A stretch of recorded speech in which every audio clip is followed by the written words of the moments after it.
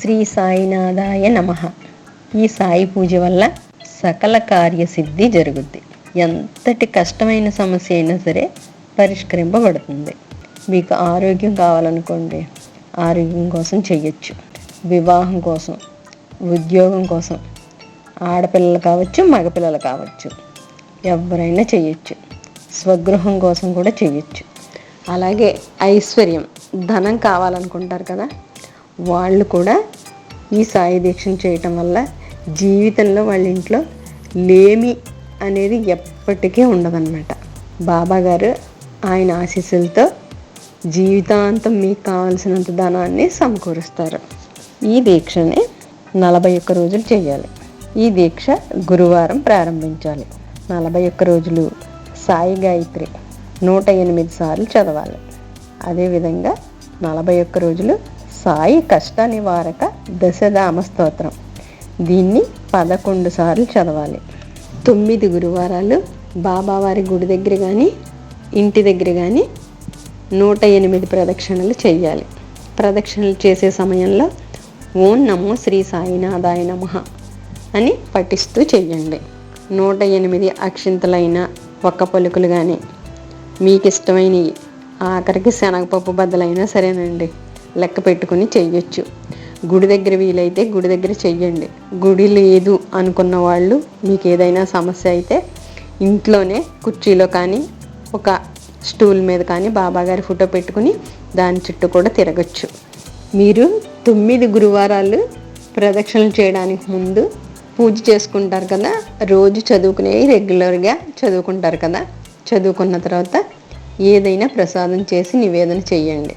ప్రతిరోజు అయితే మీరు పంచదారో పటిక బెల్లం చిప్స్ ఏవైనా నివేదన చేయొచ్చు. గురువారం నాడు మాత్రం పూరి, చపాతి, తీ బూందీ, పాలకోవా లేదా తాలింపు శనగలు ఉంటాయి కదా, అవి కానీ పులిహార కానీ ఏదైనా పర్వాలేదండి, మీకు తోచిన దాన్ని నివేదన చేసి అందులో కొంత భాగం మీరు తినండి, మీ కుటుంబ సభ్యులు పెట్టండి, కొంత భాగం చిన్నపిల్లలు ఎవరికైనా పెట్టండి, కొంత భాగం వీలైతే ఆవుకు తినిపించండి. అలాగే మీ చుట్టుపక్కల వాళ్ళకి ఎవరికైనా సరే ప్రసాదాన్ని నివేదన చేసిన తర్వాత మీరు తిని వాళ్ళకి పంచిపెడితే మీకు సకల కార్యసిద్ధి జరుగుతుంది. మీరు 9 గురువారాలు అంటే ఈ 41 రోజుల్లో కొన్ని గురువారాలు మాత్రమే అవుతాయి, మిగతాయి తర్వాత కంటిన్యూ చేయొచ్చు. అదేవిధంగా మహిళలకు ఆ 4 రోజులు ఇబ్బంది రోజులు అయినప్పుడు వాటిని మానేసి 5వ రోజు నుంచి మళ్ళీ తిరిగి ఆ లెక్కని కంటిన్యూగా చేసుకోవచ్చు. మీరు ఈ నెంబర్స్ని ఎక్కడైనా 41 రోజులు నెంబర్స్ని క్యాలెండర్లో నోట్ చేసుకోండి, మీకు బాగా గుర్తుంటుంది. నెక్స్ట్, ఇష్టమైన పదార్థం 41 రోజులు ఈ గురువారంలో ఉన్నాయి కదండి, అప్పుడు శాశ్వతంగా కానీ ఈ దీక్ష చేసేటప్పుడు కానీ వదిలేయండి. అది కూర కావచ్చు, స్వీట్ కావచ్చు, ఏదైనా సరే మీకు ఇష్టమైన దాన్ని మాత్రమే వదలండి. మాకు దొరకదు, మేము ఎప్పుడు తినలేదు, మాకు ఎలాగో ఇష్టం ఉండదు కదా, ఇష్టం లేని దాన్ని వదిలేద్దాం అని వదిలేయకండి. మనకి ఇష్టమైన దాన్ని వదిలితేనే మనకి మంచి చేస్తాడండి దేవుడు. అంతేగాని అసలు మనం దాన్ని టేస్టే చూడని వస్తువుని మనం వదిలేస్తున్నాం అని మాత్రం వదిలేయకండి. మనమే తెలివైన వాళ్ళం కాదు, దేవుడు కూడా తెలివైన వాడే. ఆయన మనం చూస్తూనే ఉంటాడు. మనం చేసే పనులు, మన బిహేవియర్ ఆయనకు అర్థం కాదండి, చెప్పండి.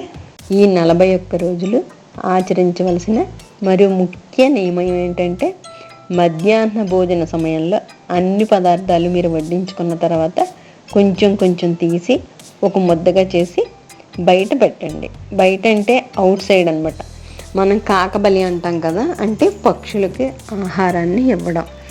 ఒకప్పుడు రోజుల్లో ప్రతిరోజు ఒక అతిథిని పిలిచి భోజనం పెట్టి ఆ తర్వాత గృహస్థు భోజనం చేసేవారంట. కానీ ఇప్పుడు రోజుల్లో అవన్నీ కుదరవు కాబట్టి కనీసం మనం పక్షులకైనా ఆహారం పెట్టడం వల్ల మన కోరికలన్నీ సిద్ధిస్తాయి అనే ఒక నమ్మకంతో బాబాగారు అలా చేసేవారంట. కుక్కలకి అది ఆహార పదార్థాలు పెట్టి ఆయన తర్వాత భుజించేవారంట. అందుకని మీరు కూడా ఈ 41 రోజులు ఆ విధంగా చేయాల్సి ఉంటుంది.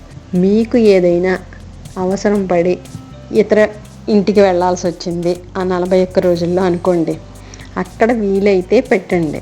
లేదా మీరు ఉదయం టిఫిన్ చేసిన తర్వాత బయలుదేరుతున్నారు అనుకోండి, మధ్యాహ్నం వేరే చోట భోజనం చేస్తారు, మనకు కుదరచ్చు కుదరపోవచ్చు అనుకున్న వాళ్ళు ఉదయమే ఆ టిఫిన్నే కొంచెం ఈ రకంగా పక్షులకు పెట్టి మీరు ఆ రోజుకి కాకబలి చేశారని అనుకుని మీరు బయలుదేరండి, ప్రయాణం చెయ్యండి. అవసరం లేకపోతే మాత్రం ప్రయాణం చేయాల్సిన అవసరం లేదండి. కొన్ని చోట్ల పెట్టకూడని ఇది కూడా ఉంటుంది కదా, అందుకని మీకు నేను ఎందుకు ఈ మాట చెప్పాను మీకైతే అర్థమయ్యే ఉంటుంది. ఈ రకంగా 41 రోజులు గురువారాలు కూడా చెయ్యండి. ఈ కాకబలిని మీరు వీలైతే ఒక ఆకులో పెట్టి అవుట్ సైడ్ పెట్టండి, లేదా ఒక పేపర్లో అయినా సరే పెట్టచ్చు. ఏ విధంగా పెట్టినా ఇబ్బంది ఏమీ లేదు. ఈ ఒక్క నియమం మాత్రం వివాహం కోసం ఆడపిల్లలు ఎవరైనా ఈ పూజ చేస్తుంటే ఒక్క గురువారాలతో పాటు శుక్రవారాలు కూడా చేయాల్సి ఉంటుందండి. శుక్రవారం నాడు తులసి దగ్గర దీపం పెట్టి ధూపం ఉంచి ప్రసాదం నివేదన చేసి ఓం నమో తులసి మాతాయ నమః అనే మంత్రం పఠనంతో శుక్రవారం నాడు 108 ప్రదక్షిణలు చెయ్యాలి.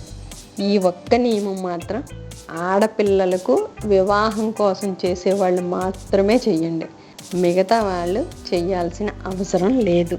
ఇది 41 రోజులు 108 సార్లు చదవవలసిన సాయి గాయత్రి.